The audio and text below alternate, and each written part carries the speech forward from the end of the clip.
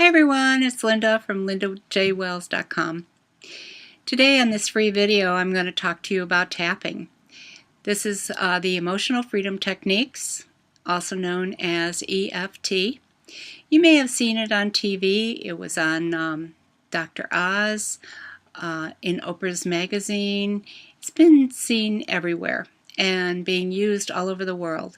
It's an amazing self-help technique that really reduces stress. It works on everything. Negative emotions, chronic pain. And today we're going to learn how to do the tapping points. So we're going to start with just talking a little bit about the points. And these are basically acupressure points. It's called acupuncture for emotions. And the good thing is we don't have to use needles. We just use the two fingers of our dominant hand. And we start out with the karate chop point. So we would tap there. And then the top of the head point is top of the head. The eyebrow point is right here in the corner of the eye, underneath the eyebrow. And then the side of eye point is on the bone on the outside of the eye. Under eye point is on the bone again underneath the eye. Under the nose is literally under the nose. And chin point is right here on that crease. Then we have the collarbone point. For this, just find that little notch underneath your Adam's apple. Come down about an inch, over about an inch. And you can tap there, or you can use the flat of your fist and just do that. And then the last point is underneath the arm, about 4 inches below the armpit. So to give you a taste of how this feels to use the tapping points, let's do a little exercise. And we're going to tap on constricted breathing, because that's something that a lot of people have issues with. I don't know if anybody's ever told you or reminded you, hey, breathe, take a deep breath. I even get reminded occasionally, Linda, are you breathing? So we're going to try that today and give you a little sample of what tapping is all about. So we start out with the SUDs level, and this is the subjective unit of distress. It's a way of measuring how the tapping is being effective. And what we do is we check in with our body. If we were working on, say, a tenseness in our shoulder, we would check in there and we would just say, how bad is that? Is that the worst knot in my shoulder I've ever had, or is it just a little bit of a knot or whatever? Or sometimes what's really great is you'll be in traffic and somebody cuts you off in the lane, and you could just tap on that rather than letting that run around your nervous system for the next few days or weeks or months. And you can just check in and say, how angry was I at that person?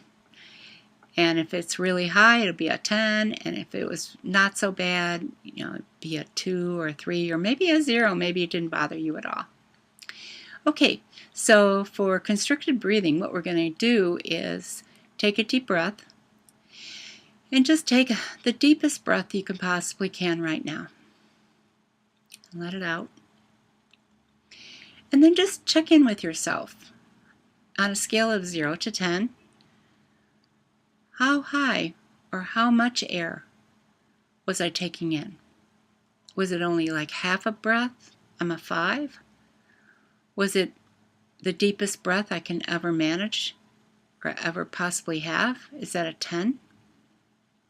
Or is it hardly any air at all, and it's like a 1? And just write that down. Or remember it. And we're going to start tapping now. This is where the fun comes in. So with 2 fingers of your dominant hand on the karate chop point, we're just going to tap.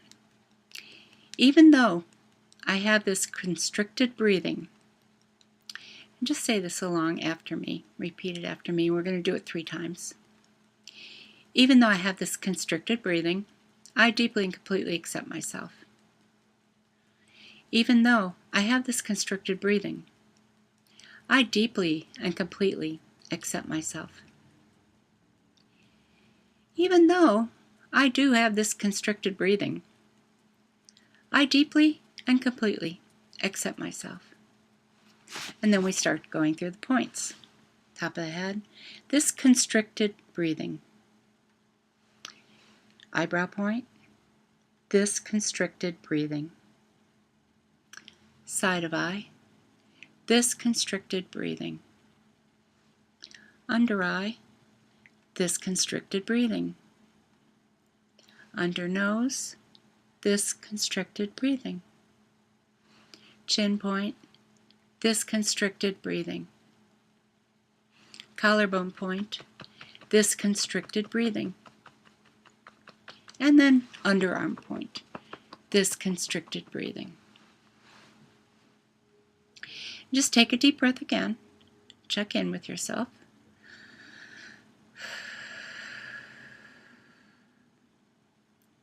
And see, on a scale of 0 to 10, with 10 again being the deepest breath you could possibly take, just what number would you give that breath? And if it was an 8, if it was a 3 before, has it gone up to an 8? Has it gone up to a 4? Even movement of 1 or 2 points is really good, especially when you're first starting out. Because your body right now is thinking, what the heck? What are they doing? So the more you tap, actually, the faster results you'll see. So just write that number down and compare them. Now here's the thing. If you haven't moved at all, if it's still exactly the same number, that's okay. Just do another round. You can rewind this video and do it again. If your number went down in the wrong direction, like your breathing got worse, that's also okay, because what you've done is probably stirred something up, some past memory.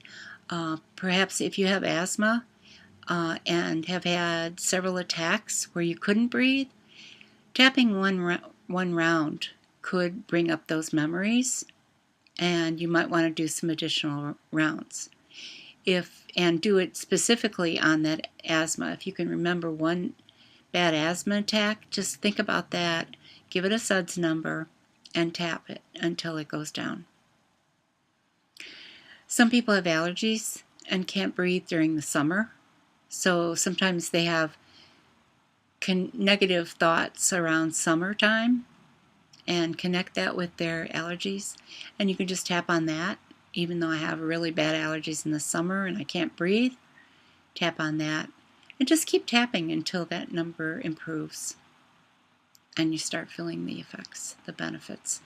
And I just encourage you to keep on tapping, because the more you tap, the better it is. So until next time, this is Linda at lindajwells.com. I hope you've enjoyed this free video on how to tap. Bye-bye.